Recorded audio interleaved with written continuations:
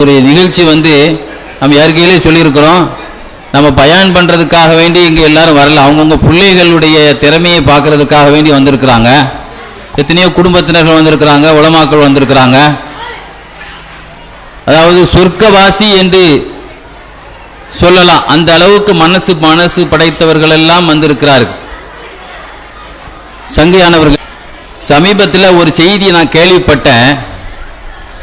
அதாவது இப்போ எலெக்ஷன் இப்போ நடந்து முடிஞ்சுது, உள்ளாட்சி தேர்தல் நடந்து முடிஞ்சது, எல்லாத்துக்குமே நமக்கு நல்லா தெரியும். இதில் மேக்சிமம் பொம்பளைங்க தான் நிறைய நின்னாங்க. சில இடங்களில் பாதிக்கு பாதி நின்றுருக்கிறாங்க. ஆண் வேட்பாளரை விட பெண் வேட்பாளர்கள் 50% நின்றுருக்கிறாங்க சில இடத்துல. ஆக சரி சமம், பெண்களுக்கு எலெக்ஷன்லையும் சரி சமம் அப்படிங்கிற அளவுக்கு கொண்டு எல்லாரும் ஜெயிக்க வச்சுட்டாங்க. இவங்க என்ன செய்ய போறா, அந்த பொம்பளை என்ன செய்ய போறா? பொம்பளைக்கு சாயா போடவும் சாமான் பூசவும் தானே தெரியும். இது சமுதாயத்துக்கு ஏதாவது செய்ய முடியும் அப்படின்னு சொல்லி யாரும் ஓட்டு போடாம இருக்கல. ஆக அந்த அரசாங்கம் எப்படி சமமாக பெண்களை நிறுத்தியதோ அது மாதிரி எல்லாரும் ஜெயிக்கவும் வைக்கப்பட்டிருக்கிறார்கள் என்பது ஒரு பக்கம் இருந்தாலும், அமெரிக்கா என்பது ஒரு பெரிய நாடு. அமெரிக்காவை பயப்படுறது எல்லா நாடு. அமெரிக்கா இப்ப சமீபத்தில் கூட உக்ரைன் இந்த ரஷ்யா போர் நடந்தது அல்லவா, அமெரிக்காவுக்கு இந்த ரெண்டு நாடை சண்டையில் தூடுறது ரொம்ப பிடிக்கும். ஏன்னா அவங்க அப்பதான் ஆயுதம் சப்ளை ஆகும். அமெரிக்காவுக்கு எல்லாருமே பயப்படுவாங்க. ஆக உலகத்தில் அமெரிக்காவை பெரிய நாடாக சொல்றோம், வெள்ள மாளிகை என்றெல்லாம் நம்ம சொல்றோம். அந்த அமெரிக்காவிலேயே பெண்களுக்கு ஓட்டு போடக்கூடிய உரிமை 100 வருஷம் தான் ஆச்சான். அப்ப அந்த அளவுக்கு இது நான் சொல்லல, இதை நான் சொல்லவில்லை. சமீபத்திலே நம்முடைய முதலமைச்சர் இருக்கிறார்கள், நம்முடைய முதலமைச்சர் தற்பொழுது ஆட்சி செய்யக்கூடிய நம்முடைய முதலமைச்சர் இருக்கிறார் அல்லவா, அவருடைய நல விஷயங்களை முன்னிட்டு ஒரு விழாவு நடத்தப்பட்டு ஒரு பெரிய பட்டதாரி ஒரு பெண் பேசுகிறாள், வரலாற்று பூர்வமாக பேசுகிறார். அமெரிக்காவில் 100 வருஷம் தான் ஆச்சு ஒரு பெண்ணுக்கு ஓட்டுக்கு உரிமை இருக்கு அப்படின்னு. அதே மாதிரி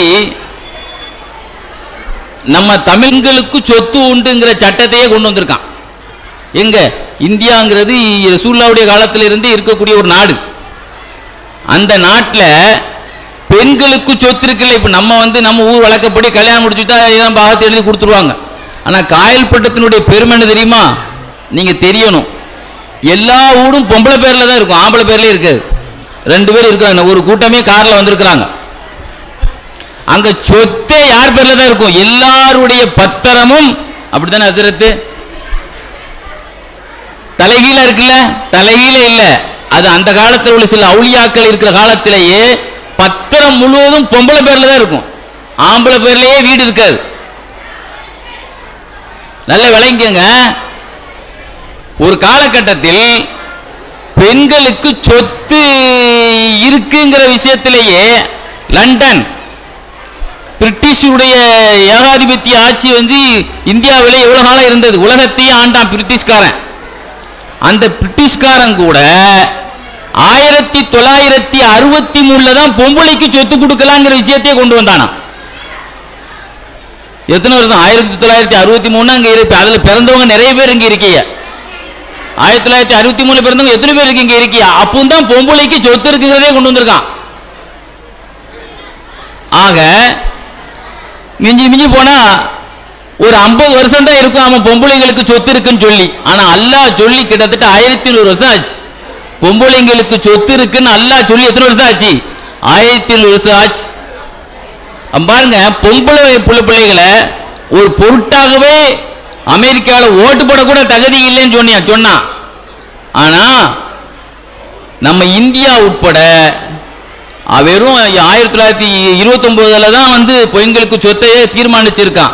ஆனா நம்முடைய முதலமைச்சருக்கு வந்த உடனே சரிக்கு சமம் எல்லாரும் நில்லுங்க, ஆம்பளையும் பொம்பளையும் ஆட்சியாளராக கொண்டு வரலாம்னு சொல்லி சீட்டு கொடுத்ததாக அவர் முதலமைச்சரை புகழ்ந்து அந்த பெண் பேசுறார். நான் அரசியல் மீட்டிங் பேசல, முதல்ல விளங்கணும். நீங்க திமுகவுடைய கட்சியான்னு கேட்காதீங்க, நான் அதை பத்தி பேச வரல. அந்த பெண்ணு சொன்னதை எடுத்து சொல்றேன். பெண்களுக்கு பசு விட்டாரு அப்படின்னு சொல்லி பல விஷயங்கள் சொல்லிட்டு வரும்போது இதையும் சொன்னார். இதையும் சொல்ல வந்தாங்க. சரி, விஷயத்துக்கு வர்றோம். யாராவது அடுத்த கட்சிக்காரங்களா இருந்தால் எஞ்சி போயிட போறாங்க. அதனால நான் விஷயத்துக்கு வர்றேன். அதாவது பெருமானார் ஸல்லல்லாஹு அலைஹி வஸல்லம் சொர்க்கத்திலே சம உரிமையை பற்றி பேசினார்கள். பஸ்ல தான் இலவசம், சொர்க்கத்திலே சம உரிமை. பெண்கள் ஜனாசா தொழுவ போமாட்டார்கள், ரமலானிலே தராவி தொழுக பள்ளிக்கு போமாட்டார்கள். அப்படித்தானங்க? அப்படித்தானே, பள்ளியாசலுக்கு போக மாட்டாங்க. ரசூலுல்லாஹ்வுடைய காலத்தில் ஈது பெருநாளுக்காக போனாங்க. ஆனா இஸ்லாமிய கலாச்சாரப்படி ஈதுக்காக வேண்டி பள்ளியாசல்ல போய் தொழுகிற வழக்கம் இந்த காலத்தில் உள்ள கணக்குப்படி இல்லை. ஆனால் சொர்க்கத்திலே பெண்களுக்கு சம உரிமை என்று யாருங்க சொல்ல முடியும்? ஜனாசா தொழுகை கிடையாது. பெண்கள் வீட்டோடு என்று விடுவார்கள். ஜனாசா தொழுகையில அடக்கஸ்தலத்தில் கலந்து கொண்டால் 2 உஹது மலை நன்மை கிடைக்கும். 2 உஹது மலை நன்மைங்கிறது 2 கல்லா, 2 உஹது. 2 உஹது மலைங்கிறது இங்க இருந்து பாலங்கோட்டை வரைக்கும் இருக்கும் வச்சுக்கலாம், ஒரு பேச்சுக்கு உதாரணத்துக்கு. அவ்வளவு பெரிய ஒரு மலை நன்மைலாம் கிடைக்காது. ஆனா சொர்க்கத்தில் நம்ம கூட ஒன்னா ஒரே வீட்டில் இருப்பாங்கிறான் அல்லாஹ். ஏன்னா அவங்க வேலையே என்ன தெரியுமா? அல்லாஹ் அவங்களுக்கு கொடுத்ததே என்ன தெரியுமா? கல்யாணம் முடிக்கிறதுக்கு முந்தி தாய் தந்தை, கல்யாணம் முடிச்ச பிறகு கணவன். இந்த 2 பேரை கவனிச்சா அவங்களுக்கு சொர்க்கத்தில் சம உரிமை. ஆக அல்லாஹ் தஆலா அவங்களுக்கு 30 நோன்பு பிடிக்க முடியாது, தெரியுமில்ல உங்களுக்கு. ஆனா 30 நோன்பு பிடிச்ச நன்மை கிடைக்கும். 30 நாள் அவங்களால தொழுவ முடியாது, தெரியுமில்ல. ஆனால் 30 நாள் தொழுத நன்மை கிடைக்கும். சொல்லுவாங்க பொம்பளைக்கு அரை அறிவு, ஆம்பளைக்கு முழு அறிவுன்ட்டு. ஆனா தமிழ்நாட்டில் புள்ள ஃபர்ஸ்ட் வர்றதுக்குள்ள பொம்பளை பிள்ளைய தான் ஃபர்ஸ்ட் வரும். பார்த்திருக்கீங்களா? எல்லா பரீட்சையிலையும் நம்மால் சொல்லுவான், பொம்பளை பிள்ளைய மட்டம் தட்டுறக்க என்ன சொல்லுவான்? அது அரை அறிவு, குறை அறிவுன்னு சொல்லுவாங்க. நீங்க பார்த்தீங்கன்னு சொன்னா குர்ஆன்ல அல்லாஹ் தஆலா பாருங்க,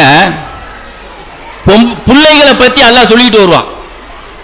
பிள்ளைகளை பத்தி சொல்லும்போது அல்லாஹ் சொல்லுவான், எவ்வளவு அழகான வார்த்தையை சொல்றான் பாருங்க அல்லாஹ். நிறைய பேர்களுக்கு பொம்பளை பிள்ளை பிறந்து விட்டால் அவர்களுக்கு மூஞ்சி மாறிடுது. அது புள்ள பிறந்திருக்குன்னு கூட சொல்ல மாட்டேங்கான் நிறைய பேர். ஏன்னா என்ன பிள்ளைங்க கேப்பா, நம்ம பொம்பளை பிள்ளை சொல்லணும் அப்படின்னு ரொம்ப அது செய்தியை சொல்றது இல்லை. சில பேர் வாட்ஸ்அப்லயே பரப்பிடுறது ஆம்பளை பிள்ளை பிறந்துட்டா. அல்லாஹ் சொல்லி காட்டுறான், ஒய்தா புஷிர அஹதுஹும் பில் உன்சா, அவர்களுக்கு நாம் ஒரு பொம்பளை பிள்ளையை கொடுத்து நல்ல செய்தியை சொன்னால், பொம்பளை பிள்ளை பிறந்தாலே நல்ல, நாமே பொம்பளை பிள்ளைங்க தான். ஆம்பளை பிள்ளைங்கள்லாம் அவங்களுக்கு ஹயாத்தா இருக்கல எல்லா பிள்ளைகளும். அப்படி பார்த்தீங்கன்னு சொன்னா பெருமானார் ஸல்லல்லாஹு அலைஹி வஸல்லமே ஒரு பெண் குழந்தையின் தந்தை தான். ஆனா உலகத்திலே அவர்களுக்கு உள்ள பெருமைகள் எதுவுமே யாருக்கும் கொடுக்கப்படலை. பாருங்க, அல்லாஹ் உலகத்துல லூத் அலைஹிஸ்ஸலாத்தை பத்தி சொல்லி காட்டுறான். அந்த லூத் அலைஹிஸ்ஸலாம் பெண் மக்களுடைய நபி. ஆக அல்லாஹ் சொல்லும்போது சில பேர்களுக்கு அல்லாஹ் கிஃப்ட் கொடுக்கிறதா இருந்தா, கிஃப்ட்ங்கறான் பாருங்க, அல்லாஹ் கிஃப்ட் கொடுக்கிறதா இருந்தா பொம்பளை புள்ளைய கிஃப்ட் கொடுப்பான். ஃபர்ஸ்ட் பொம்பளை புள்ளைய தான் அல்லாஹ் சொல்றான் பாருங்க, யஹபு லிமன் யஷாஉ இனாசா. சில பேர்களுக்கு அல்லாஹ் கிஃப்ட் கொடுப்பான். யார? பொம்பளை புள்ளைய அன்பளிப்பா கொடுப்பான். சில பேருக்கு ஆம்பளை புள்ளைய ரெண்டாவது தான் சொல்றான் அல்லாஹ். ஃபர்ஸ்ட் கிஃப்ட்ங்கிறது எதான் சொல்றான் அல்லாஹ்? பொம்பளை புள்ளைய தான் கிஃப்ட்ங்கறான் அல்லாஹ் முதல்ல. அத நான் சொல்லலங்க, தப்சீலே சொல்லுவாங்க. அல்லாஹ் பாருங்க, அல்லாஹ் எப்படி சொல்றான்? முதல்ல பொம்பளை புள்ளைய கிஃப்டாக கொடுப்பான், சில பேருக்கு ஆம்பளை புள்ளை. அது கிஃப்ட் தான். ஆனால் கிஃப்ட்ங்கிறத நீ நினைங்கிறத நமக்கு உணர்த்துறான் அல்லாஹ். உனக்கு ஒரு நல்ல செய்தியை தவிர ஒரு சோக செய்தி இல்லை என்பதை குர்ஆன் நமக்கு உணர்த்துகிறது.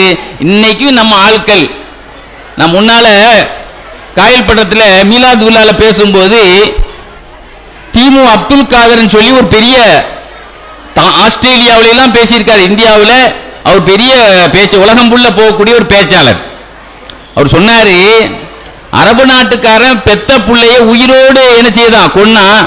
சமீபத்தில் கூட நான் பார்த்தேன் ஒரு வாட்ஸ்அப்ல, ஒரு புள்ளைய ஒரு பொம்பளை ஜன்னலோடு தூக்கி எறிகிறா. வாட்ஸ்அப்ல போட்டிருந்தான் ஜன்னல். உடனே அதை பார்க்க கூட நம்மளால முடியாம மாத்திட்டேன். அதை அந்த புள்ளைய தூக்கி ஒரு பூனைக்குட்டியை தூக்கி எரிஞ்ச மாதிரி, ஒரு நாய்க்குட்டியை தூக்கி எரிஞ்ச மாதிரி ஒரு ஜன்னல் வழியா ஒரு புள்ளையை தூக்கி அப்படியே தூக்கி வீசுறா. அப்ப அன்னைக்கு இருந்த கூட்டம் இன்னைக்கு இருக்கத்தான் செய்யுது. அந்த பொம்பளை புள்ளைய வெறுக்கிற கூட்டம். ஒரு பொம்பளை தன்னுடைய புள்ளையே அறுத்துட்டா, அவன் உயிரோடு புதைச்சிட்ட மாதிரி அறுத்துட்டான். எவனோ ஜோசியக்காரன் நரபலி கொடுக்கணும்னு சொன்னான்னு சொல்லி. எவ்வளவு பெரிய மோசமான ஆட்கள் பாருங்க. இங்க எத்தனையோ பேர்கள் தன்னுடைய பிள்ளைகளை கொண்டு வந்தாங்க. அந்த பிள்ளைகளை பார்த்த உடனே இலகாத மனவன் கூட இலகிடுவான். பார்த்துருக்கீங்களா? அப்ப எந்த பிள்ளைய ஆனாலும் பிள்ளைய சிரிச்சிட்டா எல்லாருக்கும் சிரிக்காதவங்க கூட சிரிச்சிருவான். அப்ப அந்த அளவுக்கு கல்லஞ்சக்காரன் நிறைய பேர் உலகத்தில் இருக்கிறாங்க. ரசூலுல்லாஹ் ஒரு ஹதீஸ்ல சொன்னாங்க, அதாவது பயானுங்கிறது ரொம்ப நேரம் நடக்காது. நம்ம பேசின பிறகு அடுத்து ஹஜ்ரத் பேசுவாங்க, அதோட பரிசு கொடுத்து முடிஞ்சிடும். அதனால ரொம்ப நேரம் நீட்டிடுவார். பேச பார்த்தா அரசியல் மீட்டிங் போல தெரியுது அப்படின்னு நினைச்சு யாரும் கலைஞ்சிட தேவையில்லை. சொன்னா கரெக்டா இருக்கும். ரசூலுல்லாஹ் ஒரு ஹதீஸ்ல சொன்னாங்க, ஒரு வீட்டில் பொம்பளை பிள்ளை பிறக்குதுன்னு வைங்க. அந்த காலத்துலலாம் பொம்பளை வீட்டில் தானுங்க பிள்ளை பிறக்கும். 25-30 வருஷத்துக்கு முந்தையே வீட்டில் தான் பேர்கால 2 அரசுமார்கள் வீட்டுக்கு வருவாங்க. அப்படித்தானே நடக்கும். ரசூலுல்லாஹ் சொல்றாங்க, ஒரு வீட்டில் பொம்பளை பிள்ளை பிறந்தால் அங்க என்ன நடக்கும் தெரியுமா? மலக்குமார்கள் கூட்டம் வந்துடும். மலக்குமார்கள் கூட்டம் எங்க வரும்? நம்ம அடுத்து நோன்பு வருது. நோன்புல லைலத்துல் கத்ர் இரவுன்னு ஒன்று இருக்கு. அந்த லைலத்துல் கத்ர் இரவுல தான் மலக்குமார்கள் கூட்டத்தை இறங்குங்கிறான் அல்லாஹ். சரி, சமீபத்தில் பராத்துடைய இரவு நம்மளை விட்டு கழிஞ்சது. பராத் இரவு என்ன சொல்லுங்க? அந்த பராத் இரவை பத்தி அல்லாஹ் சொல்லும் போது முபாரக்கான இரவுங்கிறான், பரக்கத்தான இரவுங்கிறான். அது என்ன பரக்கத்து அப்படிங்கிறத பத்தி தப்சீல் எழுதுவாரு. பரக்கத்தான வானவர்கள் அந்த இரவுல இறங்குறாங்க. அவங்க எங்க இருப்பாங்க? வானத்துல மட்டும்தான் இருப்பாங்க. இந்த இரவுல மட்டும்தான் அவங்க விசிட்டிங், அவங்க டிராவல் பண்றது எங்க தான்? பூமிக்கு டிராவல் பண்றது இந்த இரவுல மட்டும்தான். அப்ப மலக்குமார்கள் வர்றது லைலத்துல் கத்ர்லயும் வர்றாங்க, பராத் இரவுலையும் வர்றாங்க, பொம்பளை பிள்ளை பிறந்த வீட்டுக்கும் வர்றாங்க. நல்ல விளங்கணும். யார் வீட்டுக்கு வர்றாங்க? பொம்பளை பிள்ளை வீட்டுக்கு வர்றாங்க. வந்து என்ன செய்யறாங்க? தஸிஃபுல் மலாயிகத்து, மலக்குமார்கள் அந்த வீட்டை ஜோடிக்கிறார்கள். இப்ப நம்ம ஜோடிச்சிருக்கோமா இல்லையா? என்ன ஜோடிச்சிருக்கோம்? சும்மா 2-3 சீரியல் எப்போ போட்டிருக்கோம். மலக்குமார்கள் ஜோடிக்கிறதுங்கிறது எப்படி இருக்கும்? சொன்னாங்க, ரமலான் வந்து விட்டால் சொர்க்கம் ஜோடிக்கப்படுகிறது. ரமலான் வந்து விட்டால் சொர்க்கம் ஜோடிக்கப்படுகிறது. சொர்க்கம் சத்தம் போடுகிறது, நோம்பாளிகள் எங்கே? என்னுடைய இடம் பெட்டு காலியா இருக்கு, எப்போ படுக்க வருவீங்க அப்படின்னு சொர்க்கம் சத்தம் போடுதுன்னு சொன்னாங்களா இல்லையா? ஸல்லல்லாஹு அலைஹி வஸல்லம். சொர்க்கம் ஜோடிக்கப்படுகிறது. சில பங்களாக்கள், அரசு பங்களாக்கள் இருக்கு, பார்த்திருப்பீங்க. வெளிநாட்டுல எவனும் தங்க மாட்டான், வருஷம் பெயிண்ட் அடிச்சிட்டு இருப்பான். பார்த்திருக்கீங்களா? எவனுமே தங்க மாட்டான். ஆனா அது பினிஷிங் மட்டும் கரெக்டா நடந்துகிட்டு இருக்கும். அது என்ன? அதற்குரிய கலை இருக்கணுமா இல்லவா? அந்த அதே மாதிரி ஒரு பொம்பளை பிள்ளை வீட்டுக்கு மலக்குமார்கள் வந்து என்ன செய்யறாங்க? ஜோடிச்சிட்டு அந்த பிள்ளைய பார்த்து சொல்றாங்களாம், லஈஃபத்துன் கரஜிதி மின் லஈஃபத்தின், பலகீனமானவளே. ஏன்னா ஆம்பளை விட பொம்பளை பலகீனம். ஒரு தள்ளினா பொம்பளை கீழே தள்ளிடலாம். ஒரு ஆம்பளை பலகீனமானவ தானுங்க பொம்பளைங்கிறது. கரஜிதி, பலகீனமான பெண்ணிடத்தில் இருந்து வந்த பலகீனமான பெண்ணே, அல்லாஹு வல்லாஹு முஆனுன் இலா யௌமில் கியாமா, கியாமத் நாள் வரைக்கும் அல்லாஹ்வுடைய உதவி உனக்கு இருந்துகிட்டே இருக்கும். நீ உயிரோடு இருக்கிற வரைக்கும் சொல்லல, நீ உயிரோடு இருக்கிற வரைக்கும் சொல்லல. எது வரைக்கும்? வல்லாஹு முஆனுன், அல்லாஹ்வுடைய உதவி இருக்கும், கியாமத் நாள் வரைக்கும் உனக்கு இருந்துகிட்டே இருக்கும் அப்படின்னு வாழ்த்துறாங்க. இப்போ சில பேரை நம்ம வாழ்த்துவாங்க, என்ன சொல்லுவோம்? அல்லாஹ் தீர்க்க ஆயுசோடு, அப்படித்தான் நம்ம சொல்லுவோம். மிஞ்சி போனா ஒரு 100 வயசுக்கு வாழ்த்துவோம். ஆனா அவங்க எத்தனை வயசுக்கு? கியாமத் நாள் வரைக்கும் அல்லாஹ்வுடைய உதவி உனக்கு இருந்துகிட்டே இருக்கும். நான் சொல்றது தபரானி இமாமுடைய ஹதீஸிலே இருக்கு. ஏன்னா இது வீடியோ எடுத்துட்டு இருக்கிறதுனால நான் இந்த விஷயத்தை ஆதாரமா யாராவது பின்னால நம்ம இதுல கூட தளத்துல போட்டா கூட அது யாரு எங்க சொன்னாரு அப்படின்னு கேட்கறதுக்கான ஆதாரத்தை சொல்லிக்கிறேன். பொதுவா நான் எங்க பயான் பண்ணாலும் சரி ஆதாரத்தை அந்த சபையிலேயே சொல்லிடுவேன். அதனால யாரும் எனக்கு போன் பண்ணி போன்லாம் பண்ணணும் எங்க இருக்குன்னு கேட்க மாட்டான். அதுக்கு எடுத்து சொன்னாங்க, ஆம்பளை பிள்ளைய அல்லாஹ் கழிக்கிறானா? அப்படி இல்ல, ஆம்பளை பிள்ளை பிறந்தாலும் அங்கேயும் வர்றாங்க. வந்து என்ன செய்யறாங்க? அந்த பிள்ளையினுடைய தலையை தட்டி துவா செய்யறாங்க அப்படின்னு போறாங்க. தலையை தொட்டு துவா செய்யறாங்க. வெறும் சலாம் சொல்லிட்டு போறாங்க. எதுக்கு சொல்ல வர்றாங்கன்னா, ஸல்லல்லாஹு அலைஹி வஸல்லம் ஒரு புரட்சிகரமான ஒரு கருத்தை அங்க அடிக்கிறாங்க. என்னன்னா, பொம்பளை பிள்ளைக்கு சுப செய்தி சொல்லும் பொழுது அரபு நாட்டுக்காரனுடைய மூஞ்சி எப்படி போகுது அப்படிங்கிறத ரசூலுல்லாஹ்வுடைய புரட்சிகரமான உரை பாருங்க. ரசூலுல்லாஹ்வுடைய மனைவிமார்கள்ல ஆயிஷா நாயகி எப்படி இருப்பாங்கன்னா, ரசூலுல்லாஹ் மாதிரி 50% இருந்தாங்க. ரசூலுல்லாஹ் எப்படி கல்வியில எத்தனை சதவீதம் இருந்தாங்க? இன்னைக்கு பெரிய அண்ணாதுரையை பத்தி பெருசா சொல்றாங்க, அறிவின் தந்தை பெருநாச்சா பெரிய அறிவின் தந்தைன்னு சொல்றாங்க. ரசூல் ஸல்லல்லாஹு அலைஹி சொன்னாங்க, உலகத்திலே நான் தான் அறிவின் தந்தை. ஆனா அலமுக்கும் நம்பர் ஒன் அறிவாளி நான் தான் ரசூலுல்லாஹ் சொல்றாங்க. நான் தான் நம்பர் ஒன். ஏன்னா இவங்க அல்லாஹ்ட்டே படிச்சாலும் இல்லைங்க. ரசூல் ஸல்லல்லாஹு அலைஹி வஸல்லம் யார்கிட்ட படிச்சிருக்காங்க? அல்லாஹ்ட்டே அல்லவா படிச்சிருக்காங்க. நான் நம்பர் ஒன். அந்த நம்பர் ஒன்னோடு வாழ்ந்த மனைவி ஆயிஷா நாயகி சொல்றாங்க 50% இருக்கிறாங்க என்ன மாதிரி. யார் சொல்றாங்க? ஆயிஷா நாயகி சொல்ல 50%. நான் சொல்ல முடியுமா? என் மனைவி பத்தி சொல்ல முடியுமா? நான் 25 வருஷமா வேலை பார்த்திருக்கிறேன். நான் பல நூல்களை எழுதியிருக்கிறேன், பல நாடுகளில் பேசியிருக்கிறேன். என் மனைவி மார்க்கத்தில் 50% என்ன மாதிரி சொல்ல முடியுமா? அந்த யோக்கியதை உலகத்திலே ரசூலுல்லாஹ்வுக்கு மட்டுமே இருந்தது. என்ன மாதிரியே என் மனைவி 50% கல்வியிலே மார்க்கத்திலே. என்கிட்ட 100% கேட்டீங்கன்னா என் பொஞ்சாதியை கேட்டா 50% கிடைக்கும். இன்னைக்கு ஒரு பொஞ்சாதிட்ட போய் ஒரு பெரிய டாக்டரா இருக்காரு, அவரு உலகத்துக்கெல்லாம் டாக்டரா இருக்காரு, பொஞ்சாதிட்ட எதையாவது சொல்லி கொடுத்துருப்பாரா? ஊசி போடவா சொல்லி கொடுத்துருப்பாரா? ஊசி போடவா சொல்லி கொடுத்துருப்பாராங்க? சொல்லி கொடுக்க மாட்டார். அதெல்லாம் உங்க சமாச்சாரம், நமக்கு அதெல்லாம் சம்பந்தம் இல்லைன்றார். அந்த அளவிற்கு தன்னுடைய மனைவியை தனக்கு சம நிகராக, தனக்கு சம சொல்ல போனா இங்க இருக்கிறாங்களே பட்ட வாங்கி இருக்கிறாங்களே சின்ன பிள்ளைங்க, இந்த சின்ன பிள்ளை மாதிரி இருந்தவங்க தான் ஆயிஷா. அதனால தான் கன்னியின் தந்தை, கன்னி பெண், சின்ன பிள்ளை, இங்க இருக்கிற பட்ட வாங்குற மாதிரி உள்ள பிள்ளை தான் அவங்க. ஆக ஆயிஷா அம்மாட்ட ஒரு சஹாபி கேட்டாரு, நீங்க எல்லாரும் ஒண்ணு டாக்டரா இருப்பாங்க, நீங்க பொம்பளைங்க பாத்தீங்கன்னா குழந்தை டாக்டரா இருப்பாங்க அல்லது பல் டாக்டரா இருப்பாங்க. பாத்திருக்கீங்களா? பல்லு புடுங்கிறதெல்லாம் பொம்பளை தான் பேர் எழுதியிருக்கு நிறைய சில இடத்துல. அல்லது பல் டாக்டரா இருப்பாங்க அல்லது மகப்பேறு குழந்தை டாக்டரா இருப்பாங்க. இது அல்லாத சில பேர்கள் இப்போ வந்து தோல் டாக்டரா ஒரு பெண் இருக்காங்க. இத மாதிரி ஒரு சின்ன சின்ன விஷயத்துக்கு தான். ஆனா ஆயிஷா நாயை பத்தி எழுதப்படுது பெரிய பேச்சாளர், பெரிய பேச்சாளர். நீங்க அமெரிக்காவில் கிளின்டன் ஒரு ஜனாதிபதி இருந்தார், தெரியுமில்ல நமக்கு எல்லாத்துக்கும். கிளின்டன் ஒரு 10-15 வருஷத்துக்கு முந்தைய அவர் தானே ஜனாதிபதியா இருந்தா. பொஞ்சாதி ஹிலாரி கிளின்டன் தெரியுமில்ல? ஹிலாரி கிளின்டன் அவ பேசினா ஒரு மீட்டிங்க்கு 1 கோடிக்கு 10 லட்சம் ரூபாய் சம்பளம். அப்படின்னா அவ எவ்வளவு பெரிய பேச்சாளர் பாருங்க. அவளுக்கு ஒரு இடத்துல கூட்டத்தில் பேசணும்னா அவளுக்கு சம்பளம் எவ்வளவா? 1 கோடியே 10 லட்சம். அப்படின்னா இன்டர்நேஷனல் அளவுக்கு ஒரு மீட்டிங்ல அவ அட்டென்ட் பண்ணாலே அவளுக்கு 1 கோடி 10 லட்சம் போட்டிருந்தான் ஒரு தடவை. அவ பேச்சாளர். இன்னைக்கு நாட்டிலே பட்டிமன்றத்தை கலக்கி கொண்டிருக்கக்கூடிய ஒரு பேங்க்ல மேனேஜரா இருக்கக்கூடிய பாரதி பாஸ்கர் ஒரு பொம்பளை. இடையில கூட மூல பிரச்சனை ஏற்பட்டு கோமாவுக்கு ஸ்டேஜுக்கு போய் இந்த அம்மா திரும்ப 2வது அவளுக்காக தமிழகமே பிரார்த்தனை பண்ணு.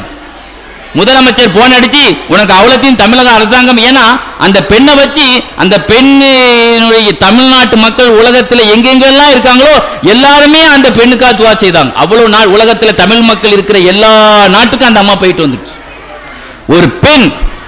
ஒரு பெண் அந்த பெண் சொல்லு, நான் மரணத்தின் மடியில் இருந்து வந்தவன் நான் அப்படின்னு சொல்லுது அந்த அம்மா அன்னைக்கு பட்டிமன்றத்தில்.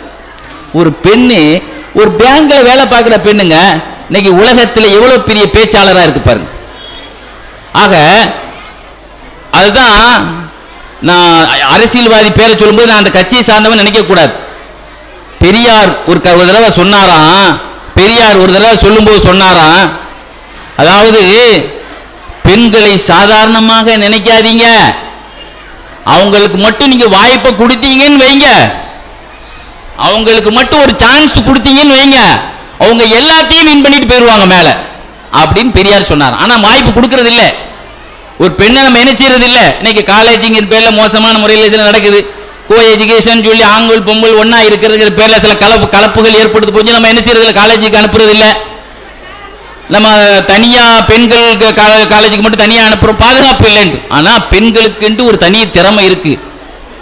ரசூலுல்லாஹ்வுடைய மனைவிமார்ல உம்மு சல்மான் ஒரு நாயகை பத்தி நீங்க கேள்விப்பட்டிருப்பீங்க. உம்மு சல்மா நாயகி எப்பவுமே சரி ரசூலுல்லாஹ்ட்ட கேள்வி கேட்டுக்கிட்டே இருப்பாங்க. கேள்வி கேட்டு கேட்டு கேட்டு கேட்டு நல்ல திறமையை வளர்த்து உம்மு சல்மா நாயகி எழுதிய சொன்ன ஹதீஸே 8 புக் இருக்குங்க, வால்யூம்கள் கிதாப் இருக்கு. யாருடைய ஹதீஸ்? நம்முடைய மனைவி தாயார் ரசூலுல்லாஹ்வுடைய மனைவி. அப்போ கேள்வி கேட்டு கேட்டு ரசூலுல்லாஹ்ட்ட இருந்து நிறைய சரக்க கறந்துட்டாங்க.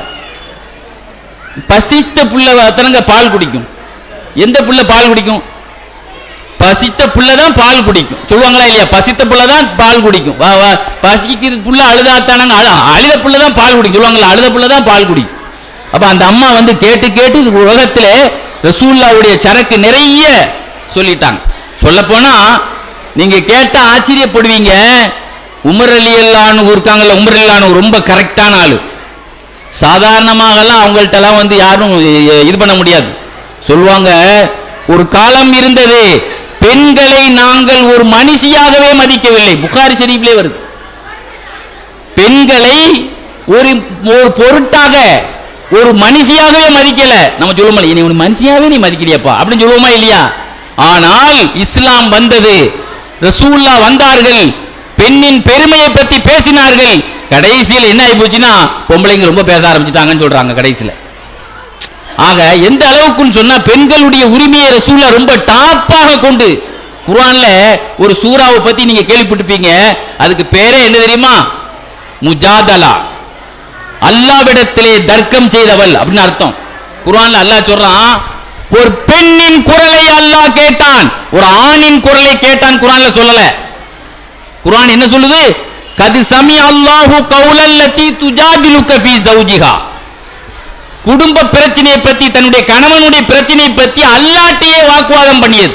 நம்ம வக்கீல் தானே கோர்ட்ல போய் வாக்குவாதம் பண்ணுவாரு. அல்லாஹ்ட்டே அது முறையிட்டது. அல்லாஹ் அந்த பெண்ணுடைய குரலை கேட்டான், அந்த பெண்ணுக்கு தீர்ப்பை தான் திருத்தி எழுதினான் என்று அல்லாஹ் சொல்லி காட்டுறான். ஒரு நாள் உமர் ரலியல்லாஹு அன்ஹு ரோட்ல போயிட்டு இருக்கும்போது பெரிய போலீஸ் கூட்டம், ஒரு ஜனாதிபதி போனா எவ்வளவு பெரிய கூட்டம் இருக்குங்க, முன்னால ஒரு கூட்டம் பின்னால ஒரு உமர் ரலியல்லாஹு அன்ஹு போறாங்க. வயசான ஒரு பொம்பளை வந்துட்டு இருக்காங்க.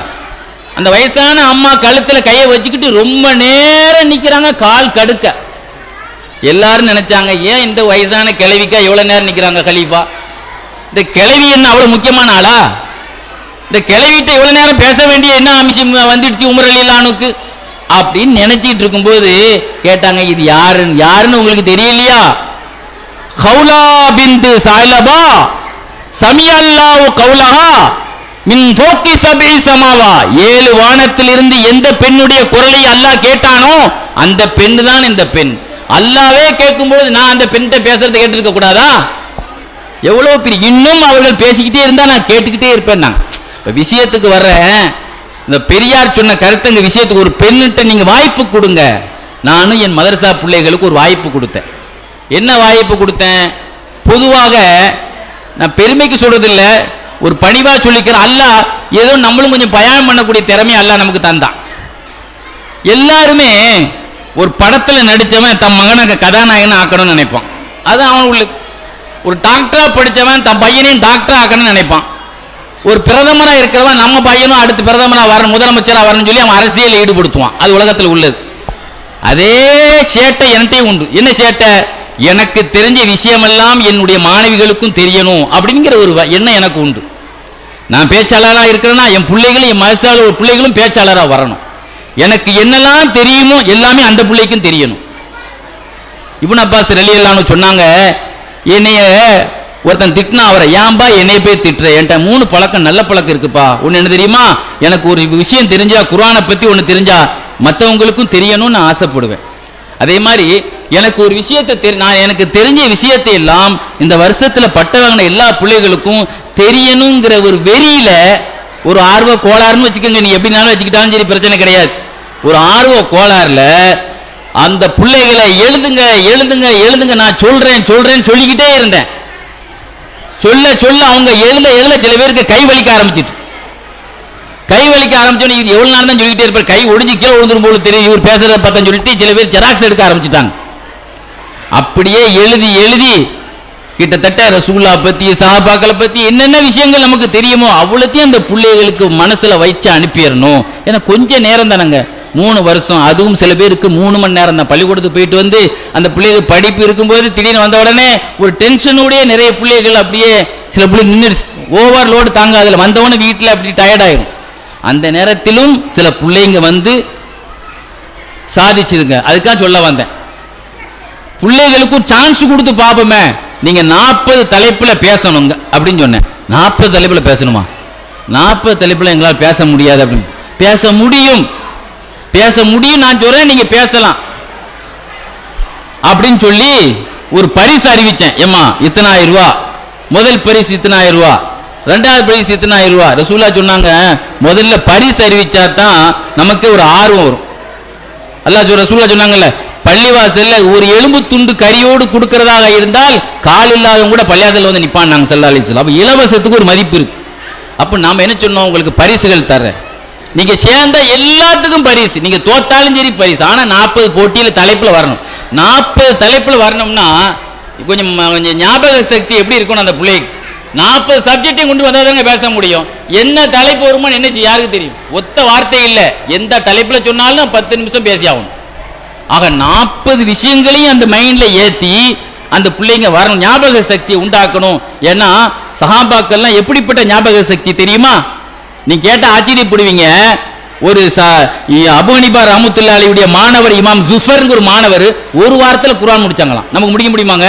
ஒரு வாரத்தில் ஒரு சூறா கூட நிறைவேற மாட்டான், 7 ஆயத்து அல்லம் சூறா கூட நிறைவேற மனப்பாடம் பண்ண மாட்டான். அப்ப நம்முடைய மூதாதையர்கள் எல்லாம் அவ்வளவு ஞாபக சக்தி. காயல்பட்டத்தின ஒரு புள்ள உலகத்தை முள்ள ஃபேமஸ் ஆகி ஊர் தமிழ்நாட்டில் கூப்பிட்டு கூப்பிட்டு கூப்பிட்டு கூப்பிட்டு வாழ்த்தி பரிசு கொடுத்துக்கிட்டே இருக்கிறாங்க. இவங்க முஹல்லாவை சார்ந்த பிள்ளையா, அவங்க ஊரை சார்ந்த ஒரு பிள்ளை, ஒரு ஹாஃபிஸ். அவர் பாருங்க, அவரும் ஹாஃபிஸா ஒரு ஆப்பிரிக்காவில் இருக்காரு. அந்த பிள்ளையை 7 வயசுலேயே ஹாஃபிஸா ஆக்கிட்டார். நான் அங்கே இருக்கும்போது முடி போல கூட்டு வருவார், துவா செய்யுங்க இந்த பிள்ளைக்கு, துவா செய்யுங்க அப்படிம்பார். இன்னைக்கு பாருங்க, அன்னைக்கு பார்க்க தஞ்சாவூர்ல வாட்ஸ்அப்பை தட்டுறேன், மதுக்கூர்ல ஏதோ ஒரு ஊர்ல அந்த பிள்ளைய கூப்பிட்டு அந்த பிள்ளைக்கு பெரிய அவார்டு கொடுத்து பெருமையை தேடிக்கிறாங்க. பாருங்க, ஒரு சின்ன பிள்ளை, பொம்பளை பிள்ளையில 7 வயசு பிள்ளைக்கு எவ்வளவு திறமையா எல்லாம் கொடுத்துருக்கான் பார்த்தீங்களா? ஆக நம்ம பிள்ளைங்கள் எல்லாம் சாதித்தார்கள். இல்ல நீங்க நினைச்ச ஆச்சரியப்படுவீங்க. சில பேர் பள்ளிக்கூடத்தில் உள்ள படிச்ச பிள்ளை, பள்ளிக்கூடத்தில் படித்த பிள்ளையே பேச்சு போட்டியில நமக்கு 2வது இடத்துல இப்ப பிடித்தது என்றால் 40 தலைப்பு, அங்கேயும் 10 படிச்சுக்கிட்டு இங்கேயும் மதரசால வந்து இங்க உள்ள சப்ஜெக்டையும் பார்த்துக்கிட்டு நைட்டு 9 மணி வரைக்கும் எழுதி எழுதி எழுதி படிச்சு உண்மையிலே அந்த பிள்ளையுடைய திறமையான ஒரு பிள்ளையை நான் கொண்டு விட்டுட்டேன்.